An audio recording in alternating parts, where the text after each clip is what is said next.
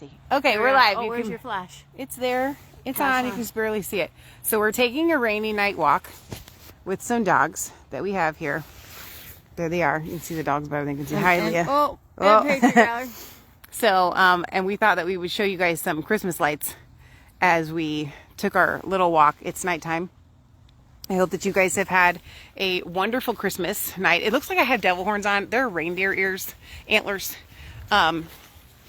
So thank you to everybody that has prayed for Michelle to get better. That's me. It has worked. Last night was brutal. Felt like going through a battle and my kidneys have been beaten to death. But I do have to say this. Leah's what to do before you get the bug and what to do if you get the bug on resistancechicks.com. You all need to read that article and make sure that you are prepared. So I need to update it, and I want to update it with a video because I think the two most important things that you can do that you have in your closet right now mostly are, at the very first sign of getting sick, gargle with mouthwash. Like the burning kind. Yes, and you need to do that several times a day. Every time you go to the bathroom, every time you think about it. And why do you need to do that? Because what's happening is that the virus is replicates replicating in the back of your throat and in the back of your nose. Here, and so turn the camera around so you can see the Christmas lights. Yeah, here we go. They have some pretty product Christmas lights called Immune Mist. It's a povidone iodine spray, and FLCCC recommends you spray your nose with this povidone iodine spray every hour or two. Okay, now you can make this by yourself if you just got some iodine. Here, take this dog. And any iodine works. And take a Q-tip and kind of roll it around your inside. Put your phone in your pocket. And then squirt some saline in it. My preferred brand, you can get at Sam's in a 3-pack for like $12. And that way everybody in your family can have one, is the Arm & Hammer saline spray. So it's not as harsh on your nose and your nasal passages as the povidone iodine sprays, which are really expensive. They're about $22 a bottle. So for everybody just joining us, why are you explaining all this? Because you got sick yesterday. Or well, the day before, but it got, yeah. And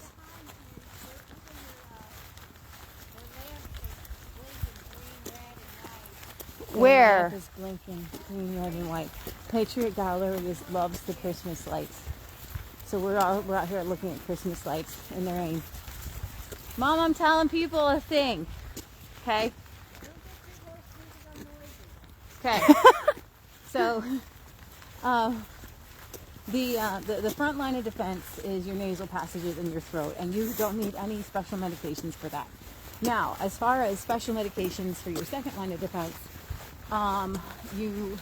for the C, the ivermectin and the hydroxychloroquine and the fluvoxamine are great to have on hand. You go to doctor, my go-to doc, and get yourself some. Or stock up on everything you need. Go to my website and you can find some places to get those. There's more Christmas lights. There are about 4 or 5 different illnesses going around right now, and ivermectin is not touching the one that gives people the cough and isn't really touching the flu or the RSV. Is that from your research? Yeah, exactly. I follow a so we don't know that from experience. I follow a frontline nurse in New Jersey, and she says basically you need, if you are the person and you're getting the thing with the cough, the Z-Pack azithromycin is kind of what you need. So you can get that also from my go-to doc when you tell them your symptoms. We don't get any kind of kickback from that. No. We just really trust them. The flu and RSV and all these different little things are going around. They're hitting people hard, hitting families hard. Us teenagers that didn't get the C are now getting all these things. So, number one, and then... Mom, we're not going to hear your machine. It's totally fine. So then... You can come stand next to me. You don't need medications for. I highly recommend liquid IV. So... when your body and your immune system begins to work on yourself, you're going to feel drained, you're going to feel down. And go and watch our video with Dr. Artist, which YouTube took down, but didn't give us a strike. And but you can still see it on Rumble. but you can still see it on Rumble, so go to Rumble. And Dr. Artis explains that a bag of IV that they give you in the hospital, even for heart attacks, has 9,000 milligrams of salt.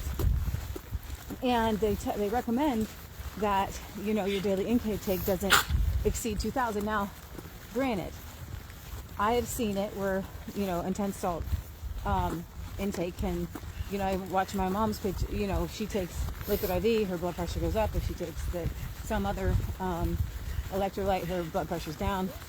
So, I think the reason why some of these lights aren't on is because people are gone and they haven't turned their lights on. Yeah. Which is why we turn our Christmas lights on first thing Christmas Day. Exactly. So you can go, I can stand over there. They got little lights over there. Well, then I'll end up showing Patriot Gallery. Shh. Okay.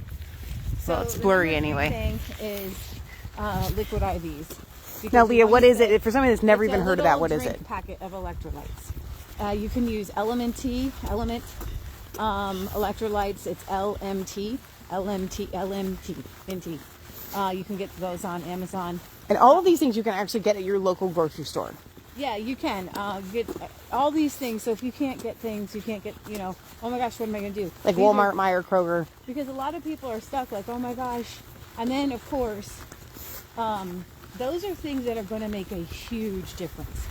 Staying hydrated with the salt, with the electrolytes. Really, because that's going to help you. You really need it. Like, you don't really recognize it, but you'll notice, and I've noticed, when I wipe my nose with the iodine, I get a burst of energy. When I drink the either Emergency, you can get a big pack of that from Sam's.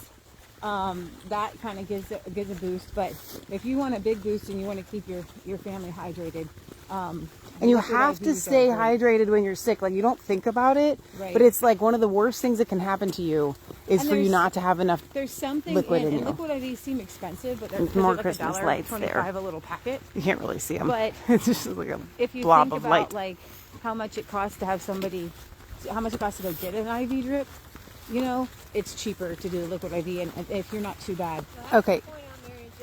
Okay, so here we go. Merry Christmas. Here we go. I can't. We can't really. By their lamp is Mary Joseph. Where Now, by let's what see lamp? If you guys can make Mary, out there's Sweet Papa. Mary, Mother of God over here, because that is literally a nativity. Where? Oh, they don't have their lights on either. Oh, all that colored mess. Yeah. Blue. There's no way on this camera anybody's going to make that. Anybody's going to be able to make that out. Okay, so Victoria says I do airborne. I have taken lots of that today as well. Okay. A lot of emergency. Leah, what are some of the other things that people wouldn't normally think to do? Like maybe the Quercetin, NAC, the vitamin D, lots of vitamin So C. yesterday I just downed like a ton of little capsules of D3. I downed like 8 vitamin C's, and I took liposomal vitamin C. Like everything that they tell you, like take 1, I took 10. Yeah. Selenium, glutathione, L-glutathione. Way up top of their house. Where, Mom? You look way up there in the second floor. Oh, I can't peep and Tom on the neighbor's, Mom. What are you looking up? So there's this thing called boron. Boron, I use this stuff for like leg cramps and stuff. OSCILLOCOCCINUM. It's like a bunch. You take it every 6. People like it. I had it in the. It didn't help, honestly, when we all had like the flu thing. But I think that it might help when you catch it early. So I recommend it. It's got like 5 stars. Zycam nasal swab. So we've been doing the Zycam nasal spray. Been doing that. Jewel wants to know, did you do the sock treatment? With the onions, I tell you, when we all got sick last fall, we did the sock treatment and it just stunk and did nothing. I think it's an old wives' tale. And I've done it like 3 or 4 different times. But it's like it's like 10 of one, 20 of another. Like it could work on one thing and not on another. The idea behind it is the same thing behind using the castor oil, right? You're supposed to pull out toxins. So, but what I did do last night is I put castor oil on my kidneys and on the bottom of my feet. Yeah. And I think that helps. So I think, Jewel, you're definitely onto something because the idea of pulling the toxins is huge. So castor oil and olive oil, I think, from our own experience, my mom got a CAT scan and she put olive oil all over. Okay, you can see this guy over here. Oh, okay, here we Coming go. up on, so when my mom had a CAT scan, Kind of they blurry. put Let's they see. put all that purple dye through your body, and she was instructed to be doing these things, these little patches with olive oil and castor oil. So she did her night. It was turpentine with olive oil that night, and she woke up the next day, and all of the packs had blue purple The dye. It had literally pulled the dye on out. the So packs. Jewel says the wet sock treatment is different, not with the onions. Oh, that's interesting. We'll have to look that up. What's a wet sock treatment? I don't know. Mom wants me to show you guys these lights. This guy literally just put up all of these lights like 3 days before Christmas. And we're like, okay, all right, why not? So Michelle told me about this article from The Blaze, The Truth About Christmas, Debunking the Pagan Origin Myth Once and for All. Think Christmas is a pagan ripoff? Think again. Christmas is a much beloved holiday celebrated by billions of people across the globe. In the U.S. alone, Pew Research reports that nearly 96% of the population celebrates Christmas, including 8 out of 10 non-Christians like atheists, agnostics, and those who have no faith. However, Christmas is also a uniquely Christian holiday. Like a blue and green light. Oh, they're so pretty. Take time to use the whole thing slowly. I'll take a break. Okay. Its core mission Out front. is about a personal God taking humanity upon himself and stepping into the world to redeem sinful human beings who could never redeem themselves. Walking, I'm too noisy. Oh, Mom wants us to keep walking. She's going to take a break. So I believe the love of Christmas coupled with the loathing of Christianity is one reason why atheists continue to repeat the claim that Christmas is just, you'll notice something, it's mostly atheists that say, well, Christmas is just a pagan holiday, right? Two of the most popular pagan holidays put forth are the celebration of Saturnalia, which honored the Roman god Saturn, and Dies Natalis of Sol Invictus, which is the birthday of the unconquerable sun. Both of these celebrations were held in the second half of December, making them somewhat close to Christmas. The claim that the roots of Christmas are pagan isn't new. Literally, he just did these lights 3 days ago. The New England Puritans, who valued work more than celebration, taught such. Increased Mather preached that. The early Christians who first observed the Nativity on December 25th did not do so thinking that Christ was born in that month, but because the heathen Saturnalia was at the time kept in Rome, and they were willing to have those pagan holidays metamorphed into Christian. When one digs into the actual history, however, a much different picture arises. There are two different ways to approach the question. Huh? Didn't you have 3 to do here? Yesterday we did. Yeah. Oh, they're all done? Yep. So, one is to see how December 25th became associated with the Nativity, which is how the early church would have referred to the day of Christ's birth. The other is to look at the celebrations like Saturnalia and Sol Invictus. So, much of the thrust of the pagan Christmas claim rests on the idea of Christianized Rome trying to convert a populace that wouldn't want to give up its feast traditions, akin to the practice of churches celebrating a harvest festival instead of Halloween. Yet scholars like Yale University's T.C. Schmidt find that marking of December 25th appear much early in Christian history. When translating Hippolytus' commentary on Daniel, written just after 200 AD, Schmidt notes that 5 of the 7 manuscripts contain December 25th as the date for Jesus' birth. Get out of And town. another offers the 25th of either December or March. No, wow. Clement of Alexandria is, in this same time, offers the date of March 25th as the date of the Incarnation. That is the conception of Jesus in his Stratomata. Both works assert that the idea of Jesus' death would have happened on the same day of his conception. Christmas and Easter linked. Why December 25th? As Thomas Tooley works out in his book, The Origins of the Liturgical Year, early church members believed the date of the death of Jesus would also reflect either his birth or his conception. Augustine wrote of this saying, "For he is believed to have been conceived on the 25th of March, upon which day he also suffered. So the womb of the Virgin in which he was conceived, where no one of the mortals was begotten, corresponds to the new grave in which he was buried, wherein was never man laid, neither before nor since. But he was born, according to tradition, upon December 25th. So if St. Augustine, who was in 300 AD, says tradition has Jesus being born on December 25th, Then what does that tell you? That's not a pagan origin at all. Like, that's legit. So St. John of Chrysostom goes further, noting that Angel Gabriel's announcement of Mary's conception happened while Elizabeth was 6 months pregnant with John the Baptist, Luke 1:26. Chrysostom argues Zachariah's service was the Day of Atonement, thus making the conception of John the Baptist happen in the fall. Michelle. Oh my goodness. No, that's huge. No, oh, that's you mean great. that? I know. Look. You need to untie these guys. I've been looking at it. Wait a minute. Here. Wait. So you got guys her- ever walk dogs? We now have A braided. You've braided something. They have braided themselves. One. And now we've got a car coming. And then we have a... Okay. This is never a dull moment with Michelle. And just, I'm telling you, we need to have somebody videotape our lives. all right. Here we are. So essentially, they're trying to, and I love this, by the way, if we can go to the fact that we know when John... What, Mom? You want to go down there? Oh, she wants me to show you guys the Christmas lights that are down the street here. You can't... the phone, unfortunately, doesn't pick them up as cool as they are, like... They look better than in person. No, I don't think I they thought do. they did. What do you think? Maybe. Yeah. Maybe. Okay, so I like this idea of going backwards from... We know that John the Baptist was in his mother's womb Yeah, here we go. 6 I'm gonna do it months. again. Okay, so here we go. Angel Gabriel's announcement. Mom, of you need to be Mary's over here because I'm conception. shining us on Leah. You need to be on my side. You can sign at this house coming up. It's a big Republican Party. Happened People. while Elizabeth was 6 months pregnant with John the Baptist. And then Zachariah's service was on the Day of Atonement, making the conception of John the Baptist happen in the fall. And 6 months, and Jesus' conception lands in the spring. That is March 25th. But he says, I don't know if that's calculation is accurate, but it shows how the early church tied the events together. The idea of randomly choosing a pagan date instead seems a pretty big stretch.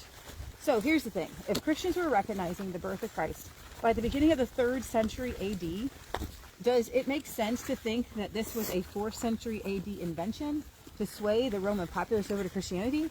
Christianity was gaining ground in the time of Clement, but it was by no means out from under the shadow of persecution. It also wasn't borrowing much from the pagan customs at that time. So why believe they would do so for this date? Roman time and Saturnalia. About the year-end Roman celebration of Saturnalia. When studying this holiday, one primary source is Marcobius, a Roman who lived in the 5th century AD. His Saturnalia provides details on the origins of the celebration as well as its customs.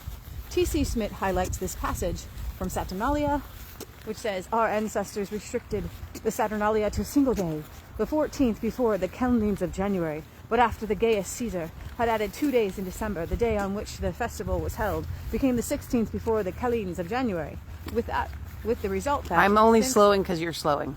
the exact day was not commonly known, some observing the addition which Caesar had made to the calendar and others following the old usage, the festival came to be regarded as lasting for more than one day.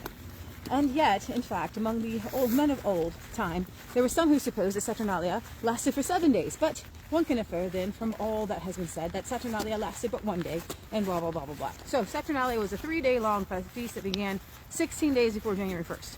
Their December was 31 days long, as is ours, which places Saturnalia on December 17th, far too early to be December 25th. However, Marcobius notes that another celebration, Sigillaria, was celebrated after these 3 days. Schmidt, in his article, provided a translation, and then you can look that up. Remember, Marcobius was writing in the 5th century AD, and we have Christmas sermons from John Chrysostom preached on December 25th from a century earlier, yet the dates don't correspond. If Christmas were created to supplant Saturnalia, and the Christians would have chosen December 17th, add to that the references I noted about December 25th date stretching all the way back to 200 AD, and you have a real problem with the Saturnalia being the origin date for Christmas. Come on. Imagine a modern church seeking to replace Halloween celebrations by having a harvest festival on November 8th. It wouldn't work.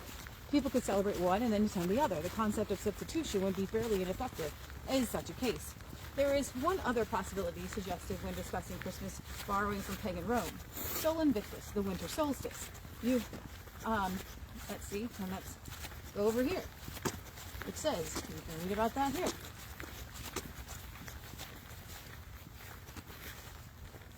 All right. Excuse me, don't knock things down, thanks. Now you're going to get Some all Invictus tangled. cult followers worshipped the sun. Thomas Talley reports that while Emperor Aurelian did not first introduce... Are you Mom in the dust? No, Mom's way ahead because you're walking Mom, so slow. I'm trying. You know how hard this is? I can imagine. We need to get off the Walking road, though, in the because we dark have dogs. with 3 dogs. What are you doing, car? What is the car doing? Going around us, or what's going on? We're getting off the road for the car. They're going slow. That's nice. All right, so here we go. We are going to the solstice, the winter solstice. Okay, so the winter solstice, Sol Invictus cult followers worship the sun. Thomas Talley reports that while Emperor Aurelian did not first introduce Rome to the cult, he popularized it and the celebration day. Previously, local celebrations of Sol revolved around the dedication of the gods' temples in August and November. In fact, the word Nautilus came to mean more than simply birthday, but it may also be used for a concept of an anniversary. There's also the question of what Nautilus means. It could mean birthday. It could also mean anniversary. That light's over there. This seems to be the meaning for other Nautilus in the calendar. We know that Aurelian dedicated the temple of Sol Invictus. Thus, we would get a festival on the anniversary of the dedication of the temple, which was created at the same time by Aurelian.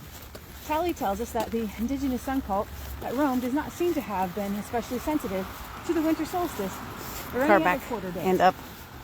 Also, Stephen Kajaman declares that while Aurelian set the feast, it may not have been set in December until much later. Car back again. Everybody's going home from their Christmas parties. There's no evidence that Aurelian instituted a celebration of Sol. Yes, Mom. Oh yeah. Well, we're just getting the stop sign kind of right there. Pretty cool.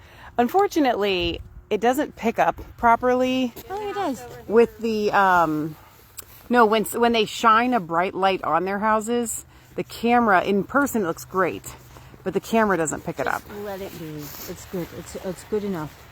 The feast day of Sol on December 25th is not mentioned until 80 years later in the calendar of 354 and subsequently in 362. So, one mistake we must be careful of is placing too much emphasis on the similar sounding word sun and sun. This is a common misstep for English speakers. While the Latin word for sun is sol, the word translated sun is filius, breaking any ties to the play on the words. Yet Romans did hold the idea that December 25th was the birth of the sun as the days began to get noticeably longer. Schmidt quote, and you can keep going on and on. So there's much more, but I think you can see that the charge of Christians choosing December 25th in order to Christianize or even just appease a pagan populace is weak at best. So Saturnalia did not occur on December 25th and had nothing to do with the birth of any god. The feast of Sol Invictus, the unconquered sun, did occur on December 25th, but the earliest evidence for it dates from the mid-4th century. There is no evidence that Emperor Aurelian established the festival of Sol Invictus or anything else on December 25th. Egyptians apparently presented an infant as a representation of the newborn sun on the winter solstice, but this evidence also dates from the 4th and 5th centuries. Hippolytus in 200 AD set the date for the birth of Christ at December 25th because he thought Jesus was conceived 9 months earlier on Passover. And Clement of Alexandria quoted various anonymous sources about the birth of Jesus and roughly agrees with Hippolytus, claiming that Jesus was born in late fall to early winter. Clement's sources clearly seem to believe that Jesus was conceived on the Passover. So, there you have it. Things I didn't even know. Very cool that the earliest date for Jesus being born, or being said to be born, is only 200 years. Well, 150 years after he died. 170 years after he died. So 170 years after he dies, Hippolytus says that he claims December 25th Yeah. as the birth of Christ. And then St. Augustine, who was in 300 AD, also says that history says Yeah. that the birth of Jesus was December 25th. And then, what if it was just the devil that created the Sol Invictus, which was the worshipping on the sun on December 25th? Because that is Jesus' birthday. I wanted to get pagans to worship that instead. Because Oh, I forgot to do these ones. These are our friends, they usually Becca and Bob. Yeah, they usually have lights going or music going with their lights, but I had another Santa, but he drank too much eggnog and deflated. yeah, they had another Santa, but he drank too much eggnog. And the tree in the woods back there, you can kind of see it. Tree in the woods. So it looks like somebody did a little shed in the back too. I was telling Leah and Mom that I think that a lot of people put up Christmas lights last minute because they got them on clearance. Yeah, maybe. But it seems like there have been a lot of Christmas. You missed some of the lights tonight because a lot of our neighbors weren't home to turn their lights on. But our neighborhood has been lit up like a Christmas tree. Everyone has been wanting to decorate for Christmas around us, Yeah, which has been really all fun. came last minute. It's pretty funny. Mom Oh, I had- love the people that are like, it doesn't matter. I remember one year when we didn't have a lot of That's money. the prettiest one. Her little tree. We, I think it was Christmas Eve. My mom worked at Kroger, and she brought home a clearance live tree, and she brought it home, and we decorated it, and it was super fun. Yeah. And we I always say, got ours clearance at the end. it doesn't matter. Just do it. I don't care if you do it after Christmas. Christmas trees are great, With those blue lights that look like icicles. Oh, I have to go forward a little bit to get that. but I understand they're expensive. The idea of the Christmas tree was supposed to be you just go outside and cut it down and bring it inside. But we don't live where there's a lot of forest evergreen. Yeah, you go to cut down a tree somewhere now. It's like some $800 tree someone planted. Yeah. You can go to jail for that. Don't do that. You know what there's a lot of? What? Cedar trees. trees? Yeah, why not? But they don't hold ornaments very well. But they are Didn't we evergreen. try to do that in Tulsa one year? We thought about it. We thought about it. We didn't actually do it. Okay. Yeah. All night, don't turn the lights on. The front lights are. I asked you if you turned them on today. I did. I don't know why they're not on. Well, you know the clicker, it's number 3, and you have to go out into the garage and press the button. Okay, here Well, we we go. just calling. You can shine on the back light. See that back tree? Oh, they've got one back there. And they've got this one. They change this one every day. Oh, it's so LED you can't even see it. It's too bright. It looks like an angel standing there. Leah, we can just go home and I can turn them on real quick. You really can't see this one, but it changes colors. I wonder if I turn the flash off, Where's the if you can clicker see at? it. No, that just makes it worse. Where does he find the clicker? I don't know where the clicker is, right? Mom's been messing with the clickers today. Mom, anybody know where the clicker is? I always put them back on the shelf by the You wall. guys are getting real deal. Shelf by the wall. Leah and Michelle. Wait, see if I get that. Oh, there we go. Look, I told you these look like devil horns. They're really not. They're reindeer. Reindeers. Did you show this house here? You're getting the real deal stuff. Leah and Michelle walking in the rain with Patriot Gallery at night, looking at Christmas lights, spying on our neighbors. My mom spies on all the neighbors now that we take these walks every day. She comments on all the things going on inside their house. So this is a message for all of our neighbors. If you keep any curtains open on your house, my mom is watching you. I've told her countless times. What? Yeah, no, they did. They put wreaths on every window. I've dubbed her Mrs. Kravitz. If you guys have ever seen Bewitched, which is a really bad show because it's about a witch, but I think it was, or was it I Dream of Jeannie? I'm pretty sure it's Bewitched. Mrs. Kravitz spies on all of the neighbors. And my mom has become that. So if you live in our neighborhood and you leave any curtains open, my mom knows what's going on in your house because we take all these walks, and there you go. What exactly is in eggnog? That's such a great question, Barry. This is a question from the UK, from Barry. Leah, what is in eggnog? It's like egg yolks, right, Mom? Right. There they go. Matt's got it. I think, I'm going to be honest, I don't think I've ever had eggnog. So if you're thinking it's an American tradition, it is, but I don't think that many people actually drink it. Michelle, What? I want you to get their tree in their face. See, I'm telling you, my mom wants me to spy on my neighbors for you, live on camera, with their Christmas tree inside their house. So I will have to walk over to get the chicken church. So Matt didn't want to finish the This one gate that we use, he didn't put lights on it. I usually put lights on it every year, but he didn't because we use it every day. He was afraid it would break the lights. So this is our house with our lights. And we have to keep that light on above our house because this is an intersection that's actually really busy. And when it goes out, it's like pitch black. So here's our God's Little Acre sign. And then I will, like I said, Matt didn't put lights on the other one. Next year, I'll ask if he will go ahead and complete those because it looks weird. But I'll have to go out. Maybe I can go over here to show you the chicken church. Hang on.